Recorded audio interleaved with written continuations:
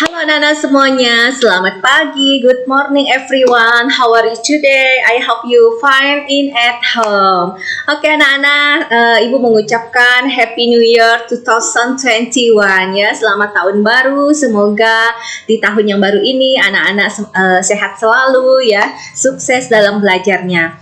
Nah anak-anak, hari ini kita masuk materi kita ya di awal semester ganjil ini, tema 5, subtema 1, pembelajaran pertama dan kedua.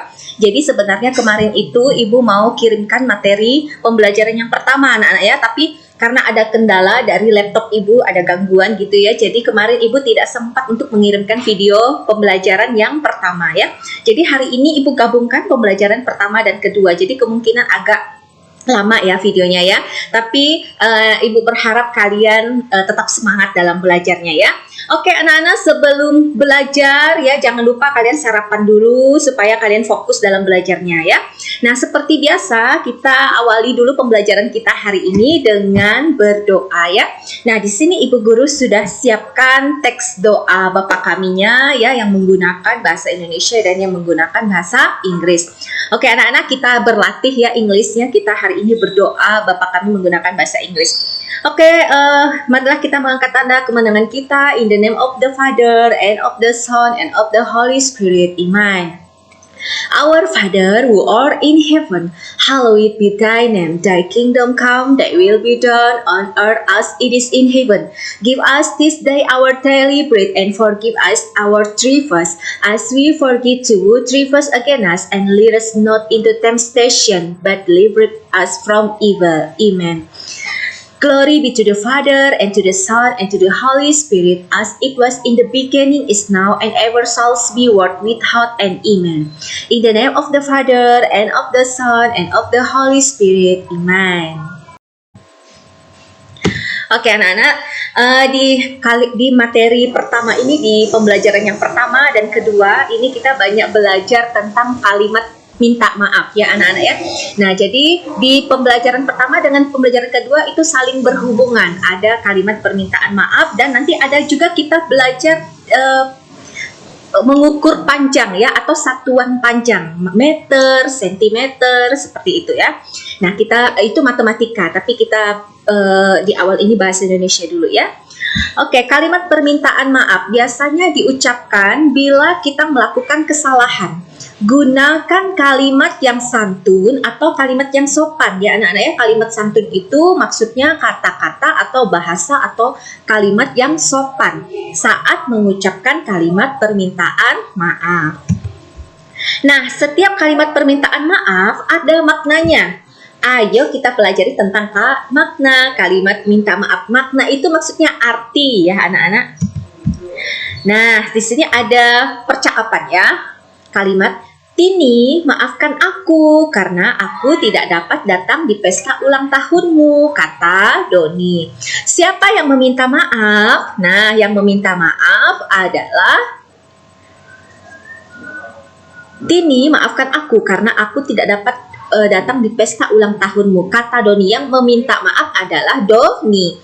Doni meminta maaf kepada siapa? Kepada Tini. Mengapa Doni meminta maaf kepada Tini? Nah, karena Doni tidak dapat datang atau tidak dapat hadir di pesta ulang tahun Tini. Jadi kalimat minta maaf di atas maknanya Doni meminta maaf kepada Tini karena tidak dapat datang di pesta ulang tahun Tini ya. Anak-anak sebenarnya ini di bawah ini ada lagi ya, tapi dia terpotong ya anak-anak ya. Di sini tulisannya terpotong. Nah, kita lanjut lagi ke slide berikutnya. Fani, maafkan aku ya sudah menghilangkan bonekamu, ucap Rani. Siapa yang meminta maaf? Nah, yang meminta maaf adalah Rani ya. Rani meminta maaf kepada siapa? Kepada Fani. Mengapa Rani meminta maaf kepada Fani? Nah, Rani meminta maaf kepada Fani karena Rani sudah menghilangkan boneka Fani. Jadi, kalimat minta maaf di atas maknanya Rani meminta maaf karena sudah menghilangkan boneka Fani. Ya, sekarang kita lanjut lagi. Ke slide berikutnya. Benny teringat tugas dari gurunya. Tugasnya mengukur panjang benda. Benda yang ada di rumah. Benny ingin mengukur panjang jam dinding. Berapakah panjang jam dinding ini?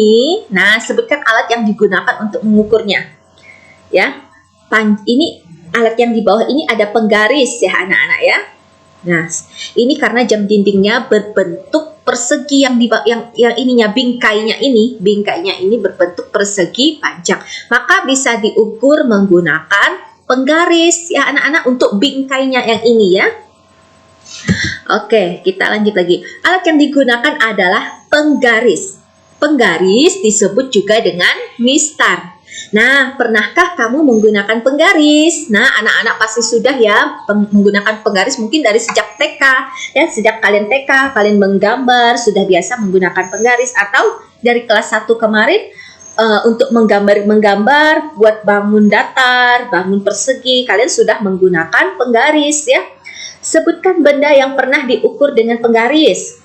Sebutkan satuan ukur yang ada di penggaris. Nah, untuk benda yang pernah diukur dengan penggaris, misalnya buku gambar, ya, kertas, benda-benda yang berbentuk persegi atau persegi panjang, ya, anak-anak. Sebutkan satuan ukur yang ada di penggaris. Di penggaris ada satuan milimeter, ada sentimeter, ya. Seperti itu, ada meter juga. Nah, kalau untuk meter itu berarti penggaris yang panjang ya. Oke, nanti Ibu akan lebih terperinci untuk masuk ke materi itu ya, ke satuan panjang, kilometer, hektameter, dekameter, meter, desimeter, sentimeter, milimeter. Nah, seperti itu akan Ibu bahas lebih terperinci khusus nanti di matematika anak-anak ya. Nah, karena ini masih dia materinya tematik, jadi berhubungan dengan bahasa Indonesia dan PKN yang lainnya. Nah, sekarang kita akan belajar tentang alat ukur panjang. Alat ukur panjang ada dua, ya, yaitu alat ukur panjang yang tidak baku dan alat ukur panjang yang baku.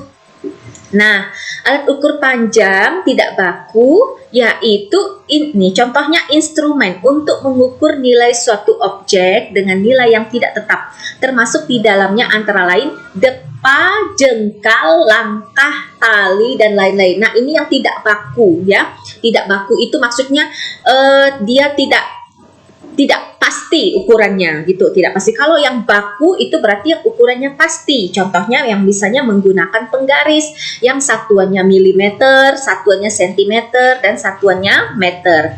Nah, sedangkan kalau ukuran yang tidak baku berarti itu ukurannya itu tidak pasti, dia bisa saja berubah atau berbeda ya. Nah, contohnya misalnya dengan depa, jengkal, langkah, tali. Nah, seperti ini kan sudah Ibu tampilkan di samping ada gambar satuan depa. Depa itu maksudnya tangannya kalau direntang gitu ya, satuan depa namanya anak-anak. Satuan jengkal. Nah, jengkal itu berarti tangan kalian gini, satu jengkal seperti ini. Kan ini kan tidak pasti karena setiap tangan orang kan berbeda-beda. Ada tangannya yang panjang, ada tangannya yang kecil, ada tangannya yang lebar. Jadi, kalau kita mengukur satuan misalnya menggunakan tangan seperti ini namanya satuan panjang tidak baku. Karena apa? Karena setiap orang itu cara mengukurnya mungkin ukurannya berbeda ya, tidak pasti. Karena setiap tangan orang, jari orang ada yang panjang, ada yang pendek ya. Nah, kalau yang satuan baku, yang satuan yang sudah pasti. Contohnya meter, sentimeter. Satuan langkah. Nah, seperti ini anak-anak, ini kan ada yang dia melangkah, nih satuan 1 langkah, 2 langkah, 3 langkah. Nah, satuan langkah ini juga disebut satuan yang tidak baku panjangnya ya anak-anak ya, karena setiap anak-anak itu dia juga punya langkah yang berbeda-beda ya. Kalau anak yang sudah besar, yang kakinya panjang, maka langkahnya panjang ya. Nah, kalau yang anak yang masih kecil ya, kakinya masih pendek, tidak terlalu panjang, maka satuan langkah dia tidak juga terlalu panjang. Maka antara satu orang dengan orang yang lain untuk satuan langkah itu tidak pasti, dia ukurannya masih berbeda. Maka disebutlah panjangnya tidak baku ya. Nah, sekarang kita lanjut lagi. Alat ukur panjang tidak baku masing-masing orang berbeda tergantung dengan panjang tangan, langkah kaki, dan lain-lain. Yang tadi Ibu bisa sebutkan, yang Ibu jelaskan ya. Nah, coba sekarang kamu hitung panjang meja dengan jengkal tanganmu dan tangan temanmu pasti berbeda ya. Yang Ibu tadi jelaskan, antara tangan Ibu dengan tangan kalian ya, pasti satu jengkal itu berbeda ya, karena tangan kita memiliki ukuran yang berbeda ya. Nah, sekarang alat ukur panjang yang baku anak-anak. Nah, ini satuan yang sudah ditetapkan secara internasional. Ya, secara internasional itu maksudnya mengglobal. Mengglobal berarti satuan baku ini bukan hanya digunakan di negara Indonesia saja ya anak-anak ya, tapi digunakan juga di negara-negara lain. Makanya disebut satuan secara internasional atau universal atau global ya. Misalnya untuk mengukur panjang, satuan internasionalnya adalah meter. Nah, alat yang digunakan untuk mengukur satuan panjang misalnya adalah penggaris atau meteran. Oke, sekarang kita lanjut lagi. Nah, berikutnya ada penggaris atau meteran. Di sini Ibu Guru sudah tampilkan contohnya. Jadi anak-anak, penggaris itu bentuknya bukan hanya berbentuk persegi panjang saja ya. Anak penggaris ini kan ada persegi panjang. Nah, ini yang lebih panjang lagi. Tapi ada juga penggaris itu yang berbentuk seperti segitiga. Nah, kalau yang ini seperti busur derajat ya. Ini bentuknya penggarisnya segitiga siku-siku. Ya, ini bentuk penggarisnya segitiga sama sisi. Penggaris atau mistar menggunakan satuan sentimeter. Digunakan untuk mengukur buku, pensil, penghapus, tempat pensil, daun, panjang jari, meja, kursi, figura atau figura foto, dan lain-lain. Oke, anak-anak, kita lanjut lagi. Slide berikutnya, meteran pita.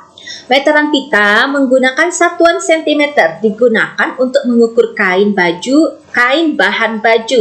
Biasanya digunakan oleh penjahit atau tukang jahit. Nah, ini contohnya anak-anak ya, kalau kita mau membuat pakaian, membuat baju, membuat celana, atau membuat dress pakaian, biasanya tukang jahit itu mengukur ukuran tubuh kita, ya, mengukur kain yang akan dipotong itu menggunakan meteran pita. Meteran seperti ini yang Ibu sudah tampilkan contohnya di samping ya. Oke, kita lanjut lagi. Nah, sekarang ada lagi jenis lainnya meteran yang namanya meteran gulung atau disebut dengan roll meter. Meteran gulung atau yang biasa digunakan oleh tukang atau para tukang yang menggunakan satuan sentimeter dan meter. Kegunaannya untuk mengukur panjang tanah, pintu, meja, papan tulis, kursi, dan tinggi badan ya. Jadi selain meteran gulung ini digunakan para tukang untuk mengukur meja, mengukur kayu, mengukur kursi ya, mengukur yang bahan-bahan bangunan seperti itu. Bisa juga meteran gulung atau roll meter ini digunakan untuk mengukur tinggi badan ya anak-anak. Oke, nah sekarang tadi kita sudah ngomongkan meteran-meteran. Nah, sekarang ada lagi alat ukur yang namanya jangka sorong. Seperti contoh yang Ibu tampilkan di samping ini ya anak-anak ya. Nah, jangka sorong ini menggunakan satuan sentimeter dan milimeter untuk mengukur benda yang berbentuk lingkaran seperti cincin, mur, lingkar jari, pensil, kelereng. Nah, anak-anak, jangka sorong ini kan tadi dikatakannya untuk mengukur benda yang berbentuk lingkaran ya anak-anak ya. Tapi benda-benda yang berbentuk lingkarannya itu bukan benda-benda yang ukurannya terlalu besar ya. Kalau yang terlalu besar tidak bisa diukur menggunakan jangka sorong. Karena di jangka sorong ini hanya menggunakan satuan sentimeter dan milimeter ya. Jadi di jangka sorong ini ya digunakan untuk benda-benda berbentuk lingkaran yang ukurannya kecil. Contohnya seperti cincin, seperti mur, seperti lingkar jari, pensil, kelereng. Nah, itu bentuk benda-benda berbentuk lingkaran atau bulat yang tidak terlalu besar ukurannya ya anak-anak. Oke, sekarang kita lanjut lagi ke slide berikutnya. Nah, di sini ada percakapan Benny dan ibunya. Bu, apakah nama satuan pada penggaris? Benny lupa nama satuannya. Nah, satuan ukuran pada penggaris adalah sentimeter. Sentimeter disingkat dengan cm. Ya. Nah, anak-anak, sekarang kita lanjut lagi slide berikutnya ya. Kamu sudah dapat mengukur panjang benda di sekitarmu. Perhatikan gambar berikut. Pilihlah benda yang dapat diukur dengan penggaris. Nah, berikan tanda centang pada gambar berikut ini. Contohnya yang bisa diukur menggunakan penggaris anak-anak ya. Misalnya ini ada kotak tisu, ada meja, ada bingkai foto, ada meja juga ya. Nah, seperti itu. Oke, sekarang kita masuk ke SBDP nih anak-anak. Tahukah kamu tekanan nada? Tekanan nada pada lagu ada dua. Nada kuat dan nada lemah. Tanda, nah seperti ini tanda kecil dari, kalau matematika artinya nadanya kuat, tanda besar dari artinya nadanya lemah. Nah anak-anak, kalau tulisan ibu ini tidak terlalu jelas, anak-anak bisa lagi lihat di buku paket ya, buku paket tema 5 yang sudah ibu guru pinjamkan. Bagi kalian yang belum pinjam buku, silahkan datang ke sekolah pinjam buku ya, tapi jangan lupa buku-buku tema-tema yang semester ganjil kemarin, semester pertama yang belum dikembalikan, kembalikan dulu ya. Kalau sudah dikembalikan, baru boleh pinjam buku tema yang ke-5 ya. Nah, jangan lupa LKS-LKS-nya juga. Yang belum ambil buku LKS, silahkan ambil buku LKS-nya ya, supaya nanti enak belajar di rumah ya. Nah, lagu bisa dinyanyikan panjang dan pendek. Coba perhatikan cara menyanyi lagu Pelangi-Pelangi berikut. Oke, nah di sini ibu guru sudah siapkan teks lagu Pelangi-Pelangi ya anak-anak ya, dengan birama 2/4. Jadi kalau ada tulisan birama 2/4, ini artinya biramanya atau temponya itu dia cepat ya anak-anak. Jadi dinyanyikan dengan riang gembira. Dengan nada dasarnya do sama dengan C ya. Sol mi mi mi mi mi re do si do re. Pelangi pelangi alangkah indahmu, merah kuning hijau di langit yang biru. Pelukismu agung, siapa gerangan, pelangi pelangi ciptaan Tuhan. Oke, nah anak-anak, kalau kalian di sini ada dengar suara ibu mungkin agak ribut ya, kalian harap maklum karena di sebelah kelas kita ini ada itu ya, tempat orang sedang bertukang ya, jadi bunyi mesin-mesin. Jadi kalian harap maklum kalau suara ibu mungkin agak ribut seperti itu ya di sini. Oke anak-anak, ibu langsung lanjut aja ya. Nah, sekarang kita lanjut ke PKN ya anak-anak ya. Pancasila berasal dari dua kata, yaitu panca dan sila. Panca artinya 5, sila artinya dasar atau aturan.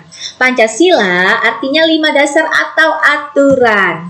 Nah, sekarang berikutnya sila pertama, kedua, ketiga, keempat, kelima. Anak-anak pasti masih ingat ya. Sila pertama bunyinya ketuhanan yang Maha Esa, simbolnya bintang. Sila kedua kemanusiaan yang adil dan beradab, ya, simbolnya rantai emas. Sila ketiga bunyinya persatuan Indonesia, simbol atau gambarnya adalah pohon beringin. Sila keempat kerakyatan yang dipimpin oleh hikmat kebijaksanaan dalam permusyawaratan dan perwakilan atau perwakilan ya. Gambar simbolnya adalah kepala banteng. Sila kelima keadilan sosial bagi seluruh, di bawah ini ada lagi anak-anak ya, bagi seluruh rakyat Indonesia. Nah, ini gambarnya adalah padi dan kapas. Contoh penerapan sila pertama Pancasila. Sila pertama Pancasila kan tadi ketuhanan yang Maha Esa, contohnya misalnya beribadah, berdoa. Sebelum makan berdoa dulu, ke gereja. Nah, berdoa di vihara ya. Ini di tempat kalau orang agama Hindu. Nah, ini disebut apa namanya? Ini di vihara kalau yang ini anak ya. Ini di kelenteng. Ini di pura. Kalau agama Hindu tuh di pura. Nah, lanjut lagi ya. Di Indonesia ada 6 agama, yaitu Islam, Kristen, Katolik, Hindu, Buddha, dan Konghucu. Nah, contoh sila pertama yang kita lakukan di rumah, misalnya beribadah bersama keluarga, berdoa bersama keluarga, berdoa sebelum makan, sebelum tidur, sebelum belajar, dan lain-lain. Saat berdoa dan beribadah, kita harus bersungguh-sungguh karena kita berdoa kepada Tuhan, atau kita berbicara kepada Tuhan pada saat kita berdoa. Jadi harus fokus ya anak-anak ya. Kalau pada saat berdoa tidak boleh bermain-main dulu ya. Nah, sekarang kita lihat di slide berikutnya. Perhatikan gambar tersebut yang mencerminkan sila Pancasila dan beri tanda centang pada gambar yang menunjukkan sila pertama. Sila pertama, yang pertama ini berdoa dulu sebelum makan. Kalau yang kedua ini anak-anak, ini gotong royong kerjasama. Ini merupakan contoh dari sila ketiga ya, gotong royong kerjasama. Nah, yang ketiga saling menyapa ya, atau berarti hidup rukun antar umat beragama. Ini juga termasuk ke dalam sila pertama. Yang keempat, berdoa di pura. Kalau orang agama Hindu itu tempat ibadahnya pura ya. Nah, kalau yang kelima ini musyawarah, anak-anak rapat makan, ini tidak termasuk ke dalam sila pertama ya, tapi ini masuk ke dalam sila keempat. Oke, anak-anak, kita lanjut lagi slide berikutnya. Benny bersyukur karena guci tidak pecah. Benny minta maaf kepada ayahnya. Ya, pernahkah kamu melakukan kesalahan? Pasti pernah ya anak-anak ya. Apa yang dilakukan setelah itu? Nah, apabila kita melakukan kesalahan, kita harus meminta maaf ya. Apakah kamu pernah meminta maaf? Iya, pernah. Ya, cobalah lakukan dengan sopan. Maksudnya dengan kata-kata yang sopan dan santun. Oke anak-anak, kita lanjut lagi ya. Jadi ini agak panjang karena ibu menggabungkan pembelajaran yang kemarin, yang pertama dengan yang kedua ya. Besok kita masuk ke pembelajaran yang ketiga. Oke, di sini ada percakapan Benny dan ayahnya. Kita baca sama-sama ya. Ayah, Benny minta maaf. Minta maaf tentang apa? Karena Benny kurang hati-hati. Ya nak, ayah maafkan. Benny lain kali harus hati-hati ya. Ya ayah. Ayo main kuda-kuda lagi. Aku ingin menjadi anak kuda lagi. Baiklah jagoanku. Nah, ini Benny dan ayahnya sedang bermain bersama-sama ya. Mereka bermain kuda-kudaan. Masih ingatkah kalian tentang makna kalimat minta maaf? Nah, ini sudah masuk ke pembelajaran yang kedua anak-anak ya. Ini masuk ke pembelajaran kedua, makanya dia ada mengulang lagi yang awal tadi. Mengulang slide yang pertama tadi ya. Ibu Rio minta maaf karena sudah memecahkan gelas di dapur, kata Rio. Nah, siapa yang meminta maaf? Yang meminta maaf adalah Rio. Rio meminta maaf kepada siapa? Kepada ibu. Nah, mengapa Rio meminta maaf kepada ibu? Karena Rio sudah memecahkan gelas di dapur. Jadi kalimat minta maaf di atas maknanya Rio meminta maaf kepada ibu karena sudah memecahkan gelas di dapur. Nah, oke anak-anak, jadi sampai di situ materinya. Ini penggabungan antara tema 5, subtema pertama, pembelajaran yang pertama dan yang kedua ya. Jadi ini agak panjang mungkin ya. Jadi besok kita masuk ke pembelajaran yang ketiga ya. Mudah-mudahan tidak ada halangan. Nanti ibu akan kirimkan video pembelajarannya. Oke anak-anak, jadi kalau ada hal-hal yang penting silahkan kalian catat hal-hal yang penting. Tidak perlu semuanya ya. Tidak perlu semuanya anak-anak catat ya. Nah, nanti di buku Charles Tung juga anak-anak, di buku yang baru dibagikan ini kan ada buku Charles Tung ya. Jadi buku Charles Tung itu kalau ibu guru tidak suruh kalian kerjakan, di rumah kalian silahkan belajar menulis anak-anak ya. Di rumah kalian silahkan belajar menulis supaya pada saat masuk sekolah nanti tulisan kalian bisa bagus, bisa rapi karena kalian di rumah sudah terlatih ya, dibimbing juga orang tua di rumah ya. Jadi di rumah kalian dibimbing juga sama kakak, sama orang tuanya ya, anak-anak belajar menulis ya. Jadi kalau dengan ibu guru, nah ibu guru mau mengejar materi-materi kita karena materi kita banyak sekali ya, ada tema 5, tema 6, 7, 8 ya. Nanti matematikanya juga sudah mulai susah nanti ya. Nah, jadi beda dengan kalau kita sekolah. Kalau kita sekolah, mata pelajarannya banyak. Jadi kita bisa setelah pelajaran ini kita bisa Charles Tung, setelah itu kita bisa belajar apa lagi gitu ya. Kalau pembelajaran daring seperti ini kan tidak mungkin ibu sampaikan terlalu banyak-banyak juga, nanti bisa-bisa video pembelajarannya jadi lama durasinya ya, bisa 1 jam seperti itu. Nah, kan kalian kalau udah terlalu lama juga video pembelajarannya, kalian bisa jenuh juga ya anak-anak ya. Maka kalau untuk belajar menulis seperti itu, kalian sudah belajar di rumah tanpa ibu guru suruh ya. Seperti perkalian juga, anak-anak di rumah hafalkan perkalian juga ya. Jadi kalau ibu guru tidak suruh, kalian di rumah udah siap perkalian, udah hafalkan. Nanti pembelajaran berikutnya kalian udah siap ya. Oke anak-anak, kita akhiri dengan berdoa ya. Marilah kita mengangkat tanda kemenangan kita. In the name of the Father, and of the Son, and of the Holy Spirit. Amen. Hail Mary, full of grace, the Lord is with you. Blessed art thou among women, and blessed is the fruit of thy womb, Jesus. Hail Mary, Mother of God, pray for us sinners, now and the hour of our death. Amen. Glory be to the Father, and to the Son, and to the Holy Spirit, as it was in the beginning, is now, and ever shall be, world without end. Amen. In the name of the Father, and of the Son, and of the Holy Spirit. Amen.